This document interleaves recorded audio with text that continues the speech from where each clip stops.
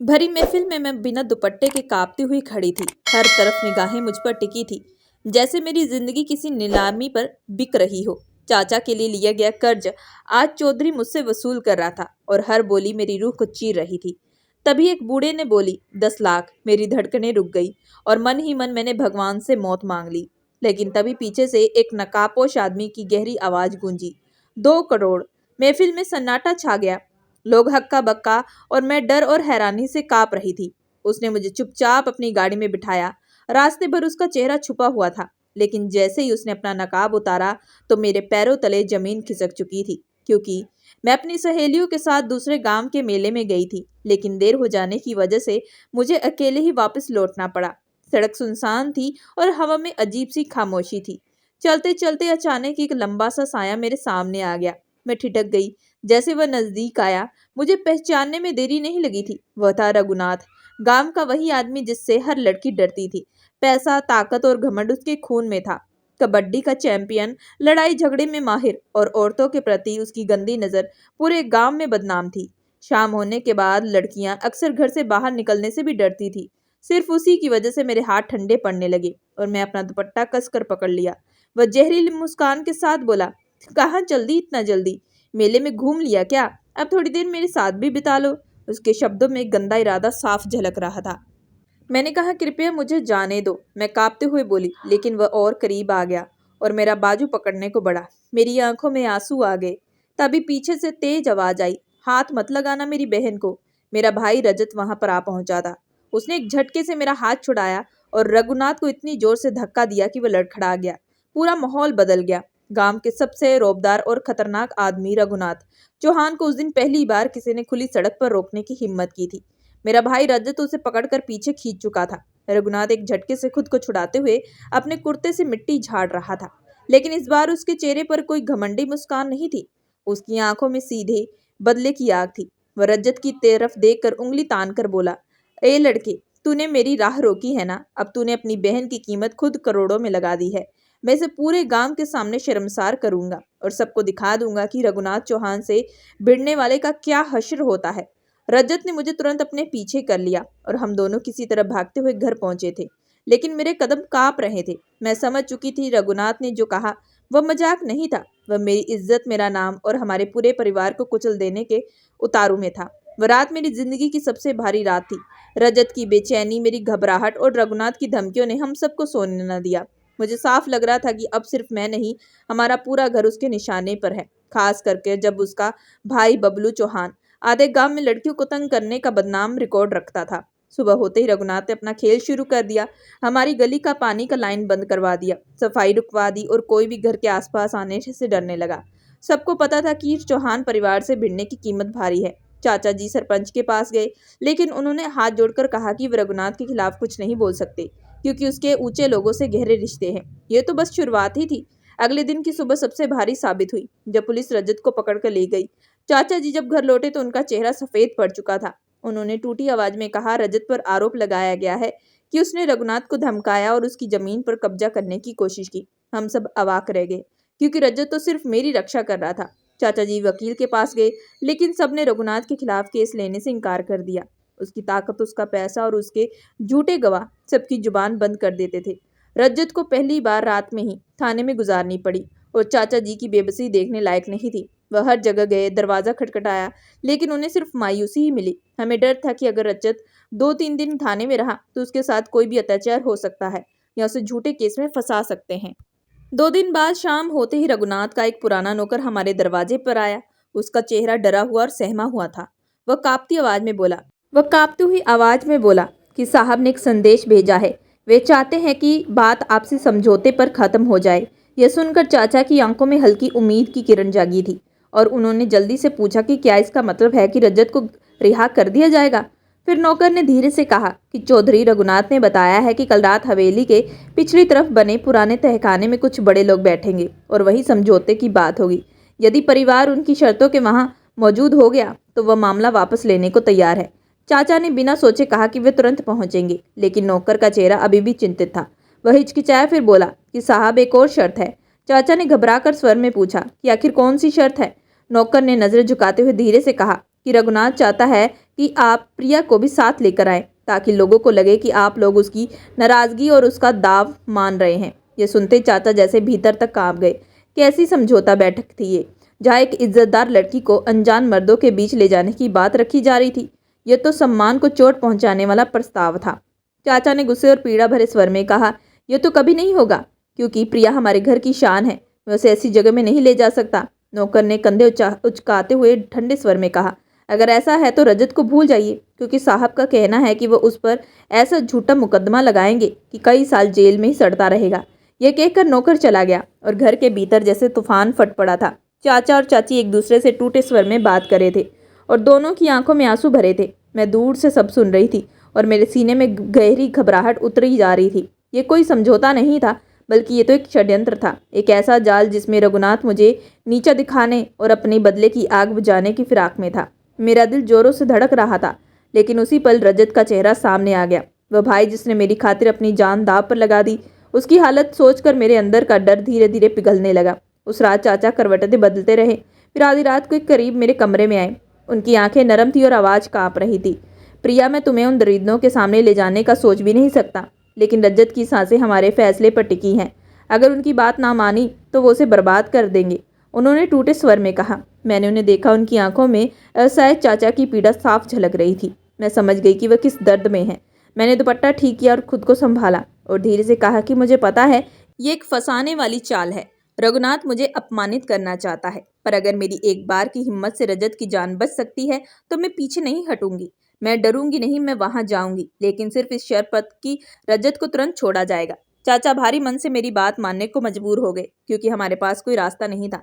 हमारा भविष्य कानून नहीं बल्कि एक ताकतवर इंसान से था। अगले दिन जो हमेशा पर्दे में रहने वाली लड़की रही थी, खुद को उस गुप्त बैठक के लिए तैयार कर रही थी, जहां मेरी इज्जत को दांव पर लगाने की योजना बनाई जा चुकी थी।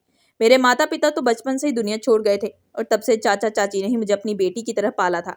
कभी उन्होंने ये एहसास नहीं होने दिया कि मैं उनके खून नहीं हूँ।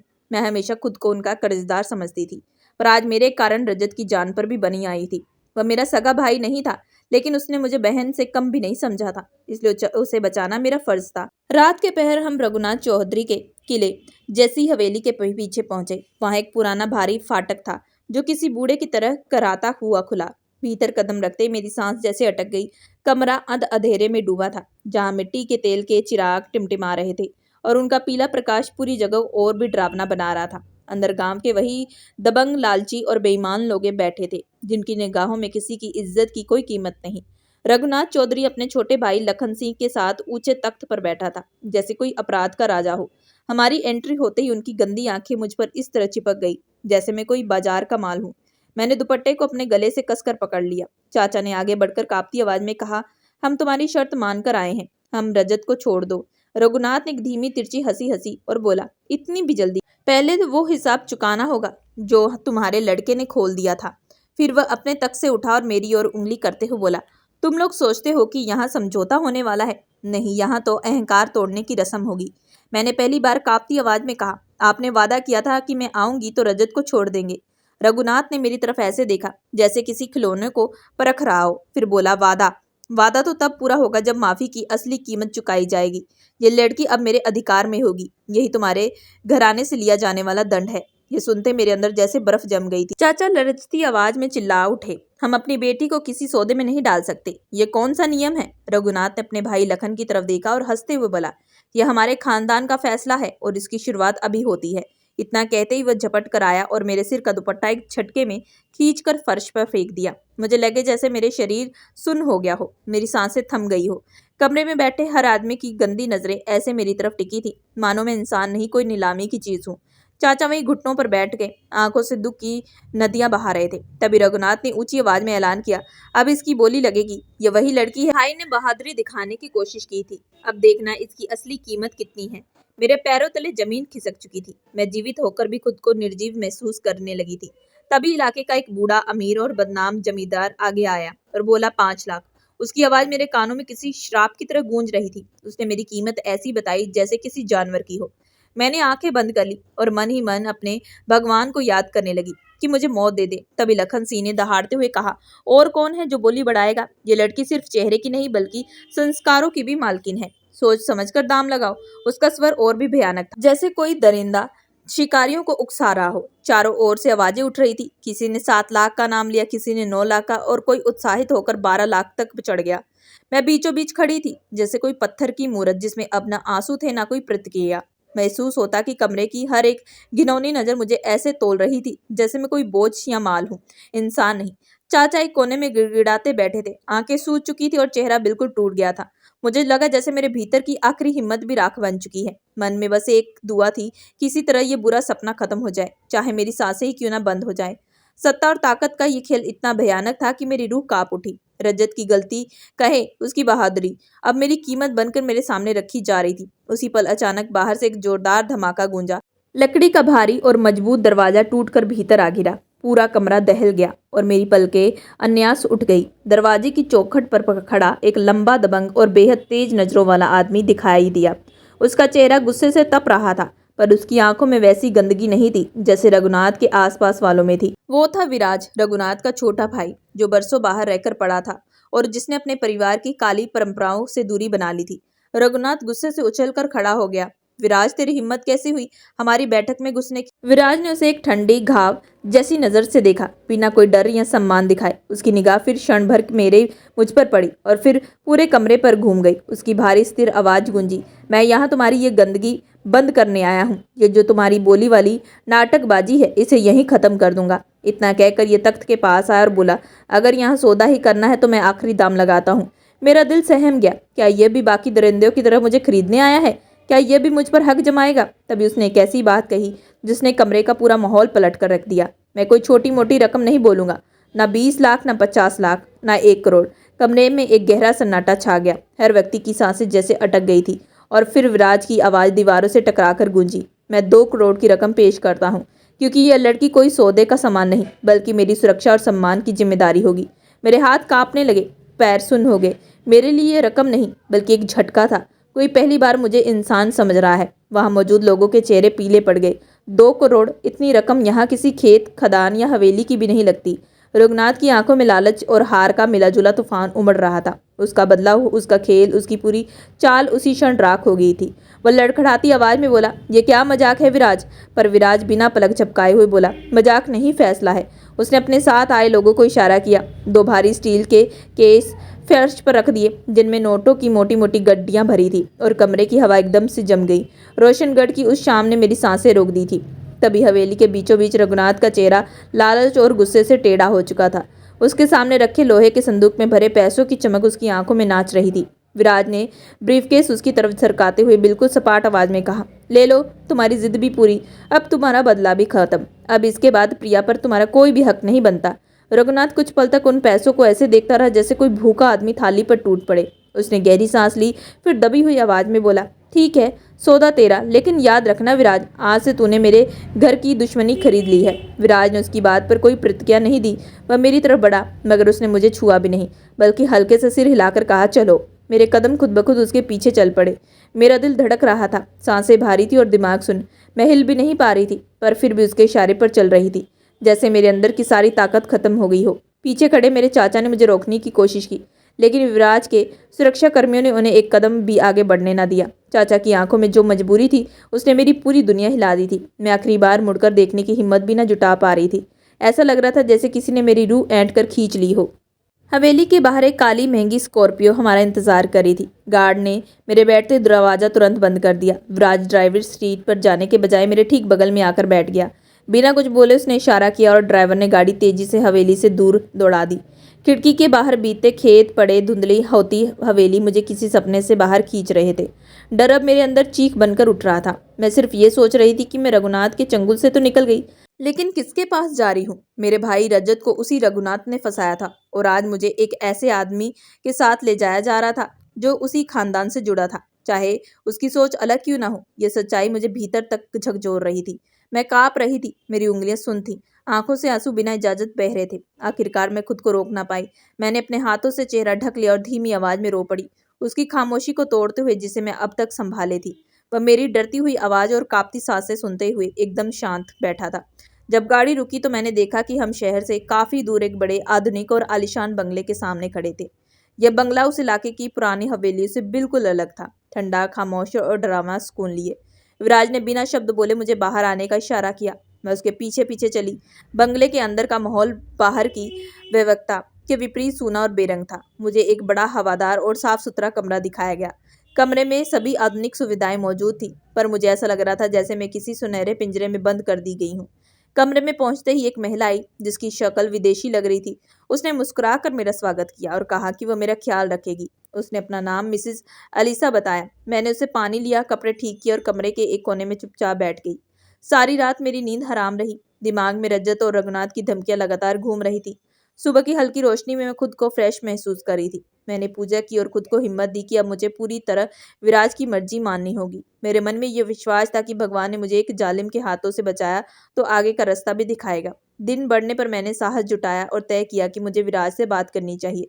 मैंने मिसेस एलिसा से कहकर उसे संदेश भेजा कि मैं उससे मिलना चाहती हूँ। कुछ देर बाद मुझे उसके बड़े ऑफिस जैसी सज्जा वाले कमरे में बुलाया गया। मैंने घूंघट नहीं किया, सिर झुकाकर उसके सामने खड़ी रही। वह बड़ी मेज के पीछे बैठा फाइलें देख रहा था। बिना मेरी ओर देखे उसने कहा, बैठो प्रिया, बताओ क्यों मिलना चाहती हो। उसकी आवाज़ ठंडी और गंभीर और बिल्कुल नरम थी। उस रात का व्यवहार और अब उसकी जो आवाज़ थी वह बिल्कुल भी अलग थी। मैं थोड़ी हिचकिचाई और धीरे से बोली, मैं आपका शुक्रिया करना चाहती हूँ। आपने मुझे उस भयानक हालत से निकाला, लेकिन एक बात समझ नहीं आई कि आप रघुनाथ के भाई हैं। फिर आपने मेरी इतनी बड़ी बोली क्यों लगाई? क्या आप भी? तभी मैं बीच में रुक गई। विराज ने तुरंत फाइल बंद की और अपनी कुर्सी पर पीछे झुकते हुए मुझे देखा। उसकी नजरें जिज्ञासा और ठंडी बेरुखी का अजीब मिश्रण लिए थी, मानो वो मेरी हर बात को परख रहा हो। मुझे अच्छे से पता था कि रघुनाथ और उसके लोग कितने निर्दयी हैं। उन्होंने गरीबों के ऊपर अन्याय करके और लड़कियों की परेशानियों का फायदा उठाकर अपनी संपत्ति बनाई है। मैं इस परिवार की इन परंपराओं का हिस्सा बनने के लिए अमेरिका से वापस नहीं आया था। इसलिए मैंने धीरे धीरे पूछा, आप वास्तव में मुझे क्यों यहाँ ला रहे हैं? विराज ने गंभीर होकर कहा, मैं तुम्हें सुरक्षित रखना चाहता हूँ। तुम्हें रघुनाथ से खतरा था, अब तुम यहाँ पर सुरक्षित हो। मैंने तुम्हें अपने पास रखा है ताकि रघुनाथ या उसके लोग तुम्हारे साथ फिर कोई अन्याय या बदला लेने की कोशिश ना कर सके। उसकी बातें सुनकर मुझे थोड़ी शांति मिली। उसकी नीयत स्पष्ट लग रही थी, लेकिन उसका ठंडा और सख्त अंदाज मुझे डराता था। ऐसा लग रहा था कि मैं उसके लिए किसी कीमत वस्तु की तरह हूँ जिसे उसने सिर्फ अपने उद्देश्य के लिए सुरक्षित रखा है। उसने आगे कहा कि तुम यहाँ पूरी तरह सुरक्षित रहोगी, बाहर कदम मत रखना। जब तक मैं रघुनाथ को नियंत्रण नहीं कर लेता तुम्हें यही रहना होगा। विराज का व्यवहार एक सख्त अधिकारी की तरह था। मैं चुपचाप सर हिलाकर मान गई। मन में सवाल उठ रहे थे, क्या वह सच में मदद करना चाहता था या फिर केवल बदला लेना चाहता है? दिन भर यही उलझन मेरे साथ रही। विराज अपने कामों में हमेशा व्यस्त रहता। दिन में कई बार वह कंप्यूटर और फोन पर लंबी लंबी बैठकों पर बात करता। वह एक बड़ा व्यवसाय संभालने वाला व्यक्ति प्रतीत होता था और मुझे ऐसा लग रहा था कि मेरे होने से उसे कोई खास फर्क नहीं पड़ता। मैं सारा दिन अपने कमरे में रहकर पूजा करती और चुपचाप समय बिताती। लगातार भगवान से प्रार्थना करती क्योंकि वही एकमात्र मेरे सहारा थे। उसके बाद मैं केवल अपने भाई रजत की सुरक्षा और रघुनाथ के अन्याय के समाप्त होने की दुआ कर रही थी। शाम का समय था। एक दिन मैं चाय लेकर धीरे धीरे विराज के कमरे के पास गई और कान लगाकर उसकी बात सुनने लगी। वह फोन पर किसी से गंभीर और गुस्से भरे स्वर में बात कर रहा था।